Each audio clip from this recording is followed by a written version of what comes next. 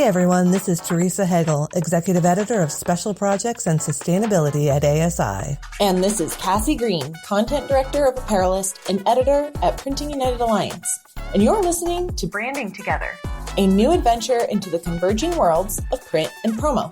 We're here to bring you an engaging monthly discussion that dissects just how closely each of these industries align. Whether you're a promotional products distributor, commercial printer, apparel decorator, or a little bit of everything, our topics and guests will bring the ultimate crossover conversation.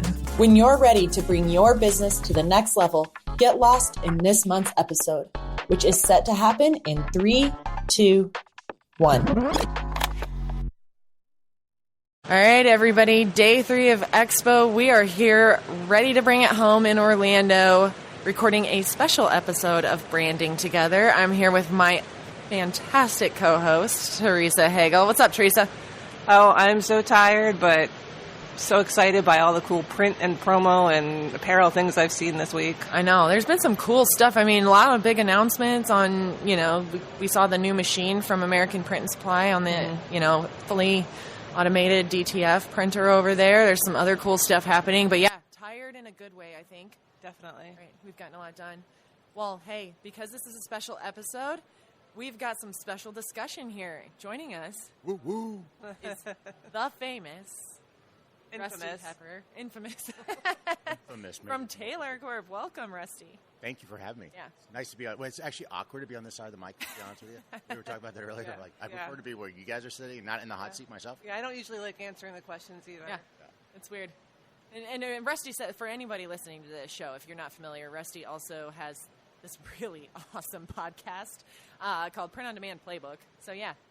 But here we are. It's just discussion. How about we look at it that way? Just a discussion. I love it. That's all we're doing. We might ask questions from you, but if you feel like you got a question, I may interview back. And my voice, I apologize for my voice. So we're on day 3 of this show. We've been talking a lot, a lot, late nights, and I can feel it in my voice. Yeah, same. So for those listening, we're not smokers here. We're just tired. Yeah. Well, Rusty, we brought you on today, for this co-branded podcast, talk a little bit about your big news, which is Taylor acquiring Gooten. That's pretty big news in the industry, but I'm more interested to talk about your views on M&A activity in the industry, because we've seen a lot of it this year, I feel like. Just the last few years, right? Yeah. There has been. And I think we're going to continue to see more. Our predictions, we did our predictions in January. Mm-hmm. And I said I put down 5. That was kind of my marker, and I think we're right at 5 right now. And it's not going to slow down anytime soon. Yeah. Okay. Well, I don't know from a frequency standpoint, but when you're starting to see large players getting gobbled up, it's interesting. And it gets a lot of attention and noise. I mean, obviously last year the big one was Printify Printful. Right. Yeah. That was a big one. That created some major waves. Was that last year or the year before with SNS and Alpha Broder? That was another... That was, I think, at the beginning of last year. Yeah, yeah. That kind of kicked off, it did. The big M&A wave, yeah. Yeah. So. And I think it's good for the industry. Okay. Because you can't... The way the industry, the way I've looked at it, it's a cottage industry of the ecosystem. When you think about all the different industries that have been standalone for a long time, with POD and printing, digital print technologies kind of converging on trends and what's really spurned this print-on-demand revolution and what's transforming across many. It's changing waves across each of these standalone industries, now all part of one. Yeah. And now people are trying to find those synergies of how do you align? Where does it work, especially with tech being in the center of it all? How do you automate? How do you get better? How do you get faster? How do you reach more people at a global scale? Because we're now in a global industry. Mm-hmm. Doesn't mean we have to have facilities and everything globally, but we can hit and really serve our customers on a global scale. And having partners, especially on the technology side, I think that's where we're going to see a lot more of that tech-enabled mergers and acquisitions. Yeah. Do you think, what are the downsides, though, of acquisitions and mergers? And I just did it the opposite way, acquisitions and mergers. Mergers and acquisitions, M&A, not A&M. Both. Well, I didn't even notice that, so I thought I was rolling with this. Again, day 3. Yeah. Again. You're getting the best. I don't really the downsides are always going to be you're going to have job losses. People are going to get cut because you have duplications. You don't need that headcount. Right. You're usually trying to do it to drive cost savings and streamline efficiencies. Maybe from a competitive standpoint, it removes some of those different innovations that are out there. And now some people are just going to self-serve for their own purposes instead of being out there to serve it. Right. Yeah. But I kind of look at everything more from the positives of where these can really transform and really propel how the industry is looking at it. I think they create a lot of buzz and excitement, a lot of chatter that makes people start thinking and looking at things a different way. I mean, we were at lunch yesterday with a bunch of folks, and we were talking about the OMG Incavo one that just got announced. And we were all trying to make it like, well, how does it make sense? Why would they do it? And we were all having discussions about it, which made us look at our business in a different way, in a different light. And all of a sudden, we created this like tipping point into some other things that we then went into about our partnerships that we were talking about this with. Like, well, this could be, it just kind of created a rabbit hole that we then had a completely different conversation that's now going to lead to an opportunity that we're doing together that has really nothing to do with that initial conversation, but it got us talking about automation, technology, and then, oh, well, we kind of do something like this, and then it's like, boom. So it just spurred some real innovation just from a simple conversation. I'd look at that as just a very easy. Yeah, but I mean, it is interesting because sometimes these acquisitions happen and you don't really know, like, it doesn't necessarily make sense on the surface, but clearly there's some reasoning beneath it that, there has to be a reason why they would want to do that. So it is interesting to kind of look at all the factors, even though we don't know everything. Right. Yeah, that's the problem is I've been trying to track down a few folks, and they've been obviously hard to track down right now. And it hasn't been easy getting away from our meetings as well to try to do it. There's a lot of that makes it hard, but we're going to as more stuff comes out. Obviously with ours, we'll be feeding more information out on our recent acquisition. I know Matt and the team over at OMG and Tavo, they're going to be doing the same thing. There's rumor out there. There's one more out there that's going to be popping soon. We have nothing to do with that, but just FYI, but you still. I'm hearing some rumors and things that are going to be good. Rumors. It's not going to be as big, but there's still activity out there. Yeah, well, and that's kind of, you alluded to this, how it does impact, like, decorators and printers and stuff like that. I mean, you think, okay, the initial actual specifics of, those customers who use that company for whatever are probably like, what does this mean for me, right? And so, but it leads you down that rabbit hole of now you have to look at other pieces of your business, evaluating what you use different tools for, how you use them, what are your backup solutions, and all that stuff. I mean, that rabbit hole is a perfect way to describe it, I feel like. It is. And you'd ask what are some of the downsides? I think one of the big problems with that is all of a sudden now you lose a customer base. Yeah. Because now maybe it's competitive. But then what does that create for somebody else? Opportunity. Yeah. And that's where to me, I look at everything as, it's so easy to look at everything in a negative way.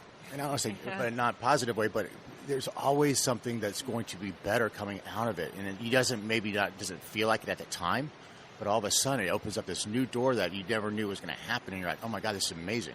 Mm-hmm. Yeah. I mean, that is something I kind of think about with, like, when top 40 companies and, promo kind of merge. What kind of opportunity does that lead to maybe the company that was like number 41 or 42? Like, do they, are they going to bump up and kind of, grab some opportunities for themselves? It should. I mean, right. Yeah. You should. Yeah. If you're not trying to chase and you're not trying to get better, you're not trying to look at how do you compete. Like, I'm uber competitive. Like, to me, it's like at a fault. It's like, it's awful. But to me, it's what's really important about this industry when you can see, okay, there's opportunity. It's like, how do we capitalize on that opportunity to actually either take a spot or replace somebody, or just find new markets? Right. That's one of the coolest things right now about these M&A opportunities is really creating new markets for us to go. It's identifying hot spots in the market because deals get done by usually pretty smart companies and people, especially when you have the PE. There's a lot of research that goes into it. And I know we were talking about one recently where none of us could really make sense of it, but it does to somebody. because they're putting a lot of money behind it. Right. And they see something. And so I'm waiting to really see and learn what are they trying to do. Right. And then how do we deploy a similar tactic maybe in our business? Yeah. Well, and I think that's the same with anything. I mean, we keep talking about how 2025 has been a weird year just across the board. I mean, yes, lots of M&A activity, but just in a lot of stuff like the economy, everything, it's been a weird year. But I think you're right. Those who are smart and run smart businesses are the ones attacking that as an opportunity. They're not sitting back on their heels. They're coming out to play the game. Well, you should. Yeah. No, you have to. You have to. Well, in POD, what's good is even in a down economy, we actually have the ability to thrive. Right. Because we can actually provide a personalized product with a higher perceived value. We call it premiumization of the item. Yeah. One of my favorite terms. It's your favorite word. It is. I hear you say that a lot. Right. Rusty coined it. It's his word. We just threw it out there. But it's one of those things, though, for a low dollar point, you can have a high perceived value of an item. And in a good economy, you can do the same thing, but you can do it at scale. Mm-hmm. And so I really look at where we're set up as an industry. You can be successful in both sides of that. Now, B2C might take more of a pounding, but if you're in the B2B side of it, you'll really thrive. Yeah. I don't know. That's just my thought. Yeah. Hey, well, right. And I'm sure, like we've all been saying, is everybody has a lot of thoughts and everybody has a different opinion on it, and it's game changing, I think, for the industry. It really is. Yeah. And I mean, I guess one thing to think about is, since we talk so much about the convergence between print, promo, and apparel, I guess one way to speed it up is through M&A, right? As opposed to trying to develop your own, print side, you could just, acquire a company that's already doing it. So that does sort of speed up the convergence that we're already seeing. Yeah. Well, you're going to see more partnerships happening too. Yeah. Because I'm not sure we always have to do the acquisition side of it, or there will be some of that. But I also think that it opens up a lot of opportunities for just pure partnership plays. Yeah, right. Where I don't have to make this investment if I've got a reliable partner that I can feed into that can serve my customer base. And speaking of partnerships, you guys with Printing United and ASI, what y'all have done at this conference in the last couple of years, kudos to all of y'all, that entire team, because this has been a phenomenal show. Yeah. Probably one of the better ones I've been to. Definitely the best one. Next year's going to be even better. Yeah. Right? With the show within the show. Pavilion, yeah. ASI's having their own little show here at the expo, so you're right. Yeah. Identifying the opportunity and partnership. Yeah. And everybody has just said this is awesome. Well, that's good to hear. Yeah. I like hearing that. But yeah. But so shout out to y'all, because it's awesome. Thanks. But yeah, no, it's. I'll be curious to see what 26 holds in terms of more. I mean, like I'm the rumors. Yes, bullish we're always on it. Yeah. Like I think 2026 we're just going to kick ass. I love that. Hey, no, you want to swear? Go for it. What in particular, other than what we've been talking about, anything else make you say that? I mean, I just look at the tea leaves of what we're seeing out there, the trends that are being laid right now. I'm a homer. Everybody knows for B2B. Like that's where the future for me in the industry lies. And when I'm out there talking to marketing and procurement folks, they're getting more educated on the power of POD, how it's transforming their supply chains, how they can get rid of inventory risk, liabilities, huge opportunities. They're also looking at RFPs. If I talk to a lot of the distributors, large distributors or mid-sized distributors, they're telling me that every RFP they're seeing, at least the ones I'm talking to, there is a component of POD in it. Like that is a requirement on these RFPs. Yeah, sure. And that is huge for the promo industry, for the print industry, for everyone that serves this. Yeah. Apparel industry, all of that. Yeah. And because that's how customers want to be able to shop, right? They don't want to have to, wait a long time, hold a lot of inventory or anything like that. Right. It hits their metrics. The SLAs are faster. Yeah. They can get what they want. High personalization. Amazon effect has got all of us spoiled. We all want 1 to 2 days, same day. Yeah. I mean, I was talking to the Brickle team earlier we were interviewing, and they're doing a partnership with Hanes where it's going to be same day delivery. Wow. Yeah. In market for B2B. Wow. I mean, that's a really cool. I mean, those are the type of innovations we're seeing out there. And how does that trickle down into the rest of the ecosystem? It's going to force everybody else to try to match. It is. It makes everybody better. Yeah. Well, I can't even remember who I was talking about it. Same thing. Exactly what you said. It's like it forces people to rise up to that level and innovate when you're faced with all of these different things. It makes you better. Got to compete. Yeah. Yeah. Love that. Staying agile, staying nimble, pivoting, like that word from 2020 Yeah. is still important even without COVID, right? I forgot everybody used pivot. Pivot, yeah. 2020 was the All year those of pivot. buzzwords, yeah. Oh, man. Awesome. I try to remove 2020 from my memory Oh, bank. It was I know, but there are some lessons that are still, I think, important for business today, right? Like you can forget all the unpleasantness, but that idea of being Yeah. agile and kind of meeting yeah. things. it fueled this industry. Yeah. It made POD Did. accepted, Yeah. required, because all of a sudden, all your employees, your partners, your customers, they're all working from home. Right. How do you get product in their hands, Yep. one off? Yep. POD, baby, because that Yeah. was what made it. And now everybody is like, okay, we can do this. It works. And Oh, 100%. yeah, so Yeah, it changed. There was some stuff for worse, but it changed this industry for better in a lot of ways, 100%. in my opinion. 100%. Like, Yeah. I think there was a lot of stagnation. I think there was a lot of comfort zone stuff going on, and then, boom, it made everybody rethink how they do business. Need a good shake up. Right. It was maybe something that needed to happen. Let's try to, and I'm trying to think, we always Oh, yeah. end on a fun question. You usually have a really funny question. And I'm trying to think of one. My brain is kind of dead, but all right. Say you're like in a movie. Who would be doing like the voiceover of like what's like your thoughts in your head? What Rusty's actor? character. Oh, Yeah, I like that. Yeah.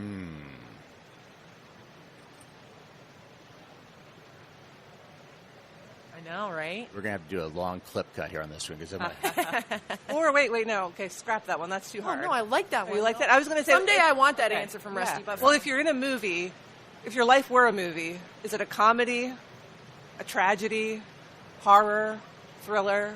Like what genre is Drama? your life? Yeah, it's definitely drama. comedy. You live in a comedy? Definitely comedy. Yeah.